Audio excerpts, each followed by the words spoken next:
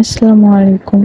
যে যেখান থেকে আমার ভিডিওটি দেখেছেন, আশা করি আল্লাহর রহমতে আপনারা অনেক ভালো আছেন। আলহামদুলিল্লাহ আপনাদের দোয়ায় আমি অনেক ভালো আছি।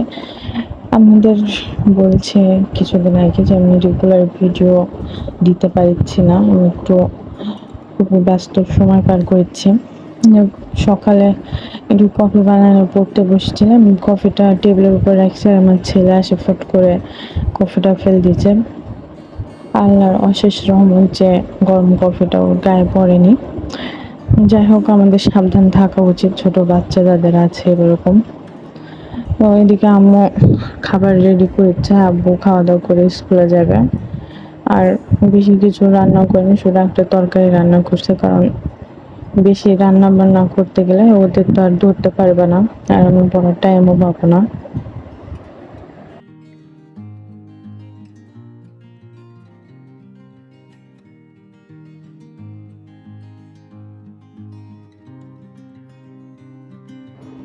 এদিকে আমিও তাইবার জন্য খাবার রেডি করে নিলাম। আব্বু খাওয়া দাওয়া করেছে, আবার আম্মু ওদিকে রায়নকে খাওয়াচ্ছে। তো খাওয়া দাওয়া শেষ করার পর সব কিছু গোছগাছ করে নিয়ে রায়ান তাইবা ঘুমাসায় দিয়ে আমি পড়তে বসছিলাম। কিন্তু আমার দুর্ভাগ্য, আমার ছেলেটা দিনের বেলা মোটেও ঘুমায় না। খুব বেশি হলে 25-30 মিনিট।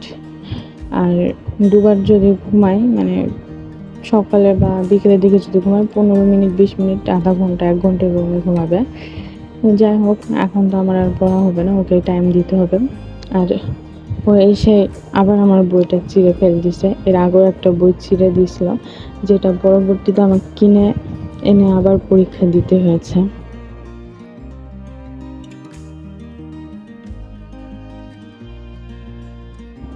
বাচ্চা কাচ্চা নিয়ে পড়াশোনা করা আসলে অনেকটা কঠিন, একটা চ্যালেঞ্জিং বিষয় হয়ে যায়। আর বর্তমানে হয়তো কথাটা অনেকের খারাপ লাগতে পারে, কিন্তু বর্তমানে আজকাল মেয়েদের অনেক অনেক যোগ্যতা সম্পন্ন হওয়া লাগে। হতে হয় সেরা মা, সেরা বউ, তারপর হচ্ছে শিক্ষিতা, চাকরিজীবী, মানে পারফেক্ট, 100-তে 100 হওয়া লাগে। সে যাই হোক, এসব কথা না বলাই ভালো। তো এদিকে দেখেন, ও দুষ্টামি করছে, আর আমি ওর সাথে একটু টাইম দিচ্ছি আর কি।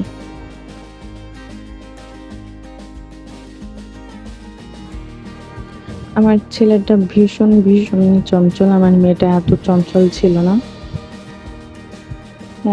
শুনি যে ছেলে বাচ্চা নাকি চঞ্চল হয়, এখন বলতে পারি না আমি। আমার ভিডিও যে আপনাদের কাছে সত্যি অনেক ভালো লেগে থাকে, অবশ্যই আমার চ্যানেলটি সাবস্ক্রাইব করে আমার পাশে থাকবেন, অবশ্যই আমাকে সাপোর্ট করবেন, আর ভিডিওটি একটি লাইক করে দিবেন। আর আমার যদি কোনো ভুল ত্রুটি হয়ে থাকে, অবশ্যই কমেন্টের মাধ্যমে ধরিয়ে দিবেন, আমি সংশোধন করে নেওয়ার চেষ্টা করব।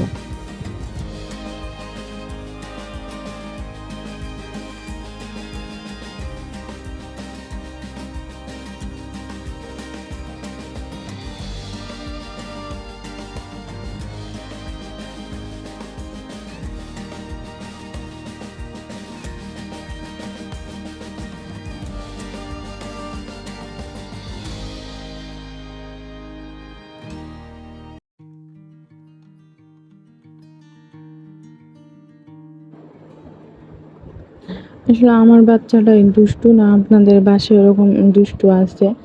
অবশ্যই কমেন্টে কিন্তু আমাকে জানাবেন। আমি তো ওদের নিয়ে একটু পড়াশোনা করতে পারি না। আম্মু যদি না একটু ধরে, তো আমি কোনো কাজই করতে পারি না। দেখুন কি করছে, ফ্যানটার ভিতর পেন্সিল দিয়ে দিচ্ছে, আবার পা দিয়েও যা হচ্ছে ফ্যানটা চালানোর চেষ্টা করছে। আর টেবিল, ও তো সবসময় টেবিলের নিচে যায়, মাথায় এত যে বাড়ি খায়, তারপর যে টেবিলের নিচেই যাবে, শুনেই না। এই তো আবার খেয়েছে একটা বাড়ি।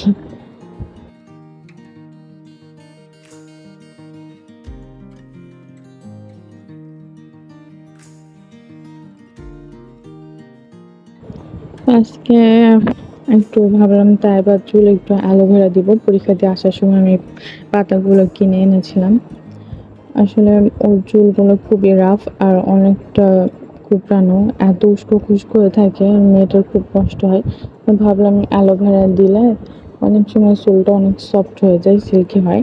তো এখানে অ্যালোভেরাটা আমি হচ্ছে ব্লেন্ড করে নিয়েছি। আর এর সাথে আমি কিছু জিনিস অ্যাড করবো, কিছু জিনিস বলতে একটু তেল আর একটু লেবু, যাতে হচ্ছে অলিভ অয়েল তেলটা আমি ব্যবহার করছি। আর আপনারা চাইলে কিন্তু এখানে রেগুলার যে নারিকেল তেলটা হয় না, সেটা ব্যবহার করতে পারবেন। আর এটা নিজের চুলটা কিন্তু খুব গ্রোথও হয়, সিল্কি হয়। আমি নিজেও ব্যবহার করতাম আগে, এখন তাই বা দিই যে কেউ ব্যবহার করতে পারে। আর এখন এই যে গরম হচ্ছে না, গরমে মাথার ভিতর ঘেমে কিন্তু অনেক সময় খুশকি হয় বা মাথা চুলকায়, এই লেবুটা দিলেও কিন্তু এই সমস্যা থেকে অনেক সমাধান পাওয়া যায়। এটা আমি মাঝে মধ্যে তাইবাকে দিই, ভাবলাম আপনাদের সাথে শেয়ার করি, তাই একটু শেয়ার করলাম।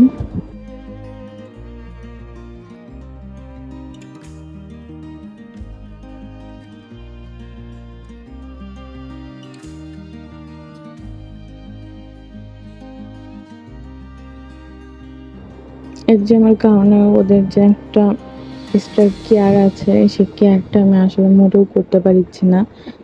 খাওয়া দাওয়া বা চুল যেটাই বলেন, সবটা আম্মুই দেখিচ্ছে। এখন সব কিছু তো ম্যানেজ করে চলা লাগবে।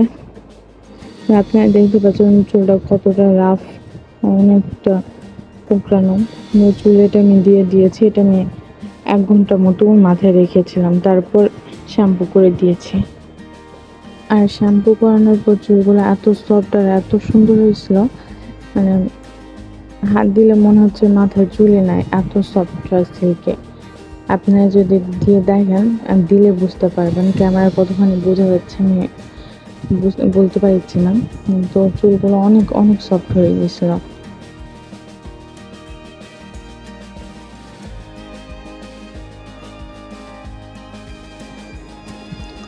আবার বিকেলের দিকে সিমাই রান্না করেছিলাম, রায়নাকে এখানে সিমাই খাওয়াই দিলাম। আর আমার মেয়ে কিন্তু মোটামুটি বেশ কিছু কাজ কিন্তু শিখে গেছে নিজের কাজের পাশাপাশি। আমরা যে কাজগুলো করি ওই সব সময় দেখাতো, দেখে দেখে নিজে মানে শিখে গেছে। আসলে বাচ্চারা তো অনুকরণ প্রিয়, আর আমাদের যেটাই দেখে ও সেটাই করার চেষ্টা করে। আর আপনারা দেখুন ও কত সুন্দর করে এই বাটিটা মাজবে। শুধু এই বাটিটা নয়, ওই যখন ভাত খাই তখন হচ্ছে বা কোনো খাবার যখন খাই, যে বাটিটাতে বা প্লেটটাতে যে জিনিসটা খাবো সব সময় টুলটার উপর দাঁড়িয়ে ওই এগুলো পরিষ্কার করে সুন্দর করে ধুয়ে রাখেন। আর আমরা আমাদের বাড়িতে একটা সিস্টেম আছে যে যে যখন যেটা খাবে সে তখন সেটা পরিষ্কার করে রাখে। আর এই গুড হ্যাবিটটা ওর হয়ে গিয়েছে।